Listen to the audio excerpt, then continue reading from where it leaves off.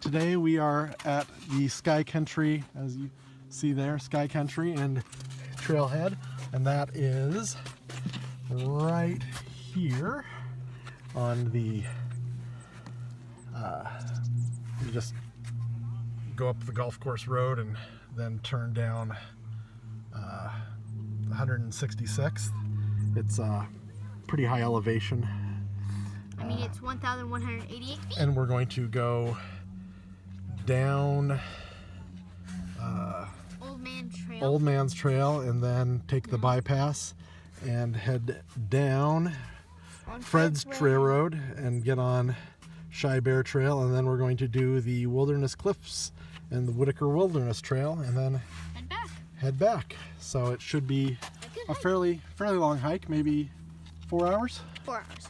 But normally we don't do it in the snow, so this could be a lot of different. All right. I can see why people are wearing their crampons. It's frozen. Yes? It's so frozen. Are you going to let it go? Don't even, that's copyright. Oh, okay. A mile in, and it's still really snowy. Anything to add, Alex? Nothing. Nothing? Pretty cool to be hiking in snow, isn't it? It's much more fun. Without having to drive an hour and a half to Snoqualmie Pass. Or being able to just being able to do this. Okay. How far in are we now, Alex? Probably about a mile and a half. Mile and a half? It's Mile and a half? And it is beautiful. It's not a lot of people on the trail this far in. So That kind of makes sense. it's a lot quieter, but as you can see from the logs there, the King County Park Service has been clearing the trail nicely. Which is good because that shows us how you care about it. Yes, and we're about to hit into the Skycountry. I don't know if you can see it in the video or not, but you can actually see the rainbow inside of the cloud. I'll try to adjust it afterwards to get it. Here, can you hold my... There, you can kind of see it. You can see the, pinks and, whoops, right there. I've never seen a rainbow inside of a cloud. That is impressive. The Wilderness Peak Summit. You can sign in and Say that you finished the say that you've climbed the summit here. It's not quite a 14er, but It's not a great view, but pretty crummy view. But some of the views climbing up from that side are amazing. And we'll get to show you them. And I don't know if we've done those on video yet, but again, the sky is just amazing today. It's the clearest day we've had in 4 months. Mm-hmm. Yeah, Well, it's more like 2. but there is a downside. There's a lot of snow on the ground. I'm not used to hiking in snow. First real section of trail that's bare and somewhat dry for the almost 3 miles we've done so far. Alex and I were a little bit worried this was going to turn into our first fail video, which I must say I really do appreciate the people that post the fail videos. They teach you more than the success ones. How so? Because they tell you what not to do. Okay. A, don't get lost. Okay. B, this is probably the more important one, don't pack 70 pounds of weight. Okay. And to be prepared. So basically, not everything, but for some reasonable stuff. Don't pack for your fears, but pack for reasonableness. Okay. Pack for the conditions, not overpack for the conditions. Exactly. Whoops. And I were also discussing what else the fail videos teach you, and what was our other determination? That they are brave because they put it up even though they failed. And sometimes they have really good reasoning. Like, if this was a fail video, it's like, we should have packed snow boots or something better, because the snow is probably the worst thing about this. Yeah? Because we've done this before, it's just the snow adds a whole nother challenge. Yes, it does. Or, sometimes the fail videos are I slipped and fell, which is something totally outside of your control. So, those of you that are posting fail videos, good job. Thank you. We've finally dropped out of the snow level, so it's much nicer on our legs here. The trail's clear and we're making much better time. It's much easier hiking. Watch out for the hole here. Of course, that also means we're going to have to climb back up into the snow.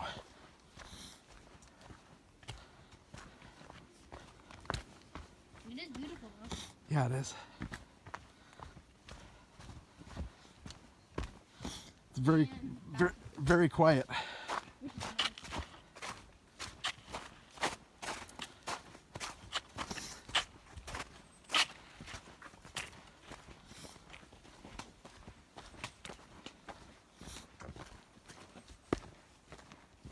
Here's waterfall right on the Whitaker Peak Trail. We're done going downhill, but now we're gonna just go to the river because it looks cool. Okay. And we're gonna go right over a waterfall. Pretty cool to come out of the snow level and now it's back. now we're climbing back up into it, and down lower it was completely gone. Mostly at least. Yeah, mostly. Away from the trail it was at least. Well, we're gonna be going that way, but we're gonna show the river. Okay. It's really cool. Who doesn't like vertigo? Actually, I don't. Oh, Trevor, that's not.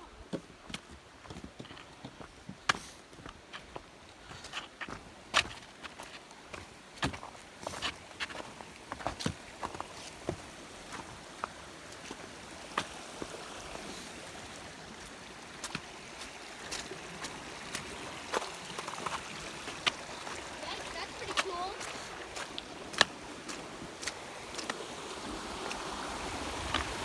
That is pretty cool. There's the backside of a waterfall, or the top side of a waterfall. Not the backside of water. Not the backside of water? Okay. It says he loves him a bridge, so there's some more little waterfalls on the trip.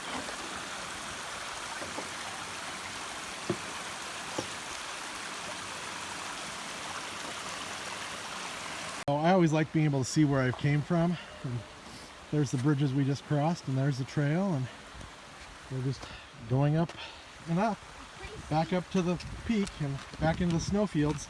It's gonna be So- awesome. Might have to put my coat back on. Maybe. We're gonna hit the snowpack real quick, and there it is. We're back into it, and This is a snowpack.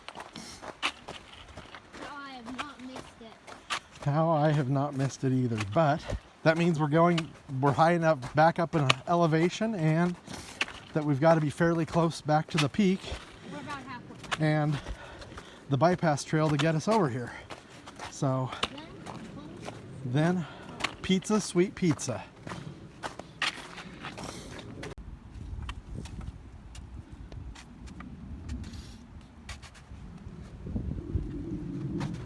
Not sure what I'm looking up for.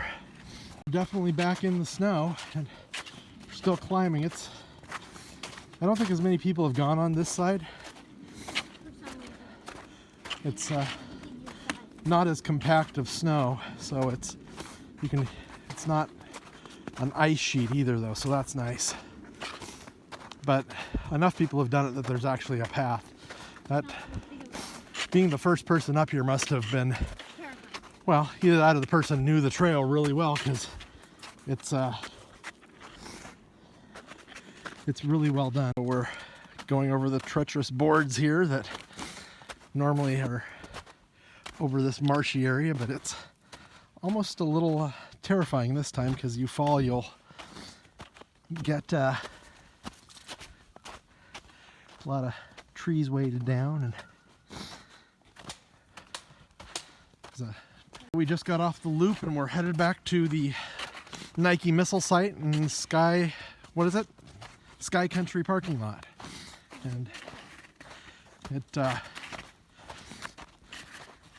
feels like we're really like at the pass here. It's amazing how nice the snow is compared to how sloppy it is on the rest of the path. You could make a snow angel out of this. I don't know if you could. You probably could make a snow angel.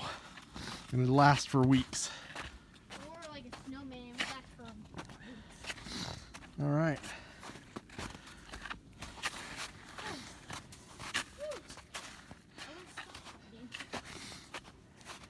So it's a little slippery here now that the sun's been out all day on the snow and turned it, whoa, slippery, soggy iciness. So this is, in some ways it's the most treacherous. Alex is enjoying sliding on it, but I'm old and no fun, so I look forward to dry ground. This is technically the first time we've ever gone hiking in the snow.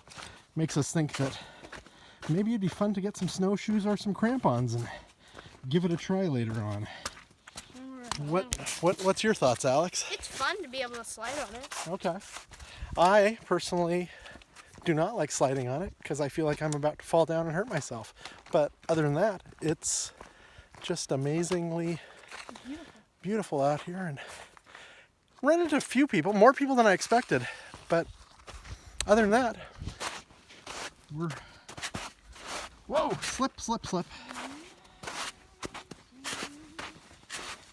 It's built up on one side, so it's all slopey. I don't know if you can see it, but it's, you know, angled like this, so It makes sliding on it hard. makes sliding on it and walking on it very hard too, because this side has been beat down and this side's up high, and I'm not good at walking like I'm walking down the runway. So we should be back to the parking lot fairly soon now. After hiking in the snow for 3 to 4 hours, what's your opinion of it? It's not the best. Yeah, That might be because my shoes are now getting wet and I'm beginning to get hungry, but okay. it was fun for like the first 2 hours. I would agree with that. The whiteness of it all is pretty dang cool. And sorry for the beeping there. You know, I didn't expect the snow to still be around here, but I guess that's why mountains have snow, because they're at a higher elevation. And Cougar is a mountain. And it's right next to a city that's higher up. Yep. Well, somebody had their first slip and fall. This is more like my fourth. Okay, fourth. Well, this is really the first one where I went all the way down Okay. on everything. Okay. How was it? Let's see your back. I think you're gonna live. That's cold. Cold? Thankfully, you cannot make snowballs to throw at your dad with this snow. It would hurt really bad.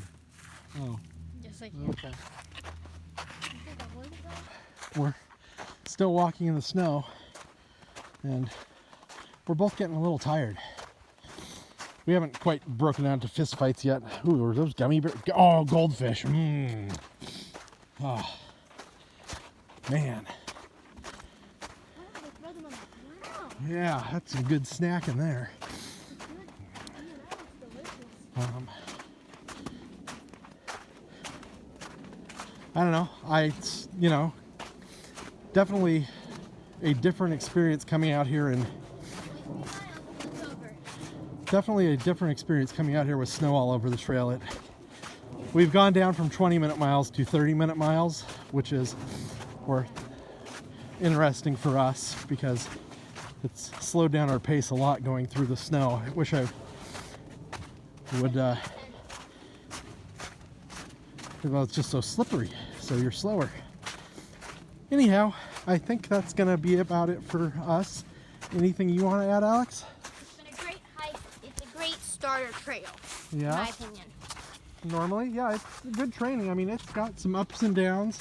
I got my heart rate up to the middle hundreds almost. So, you know, if you're planning on doing a PCT or something, this is not a bad one to do, especially the loop at the end around Wilderness Peak. Just do that twice and that'd be 7 miles, you know. Do it 3 times and you could probably get it up to 10, and that's good starting pace for, you know, a PCT or Wonderland day. And here we are back at the mine hazards. So I think you've seen everything. And anything else to add? No.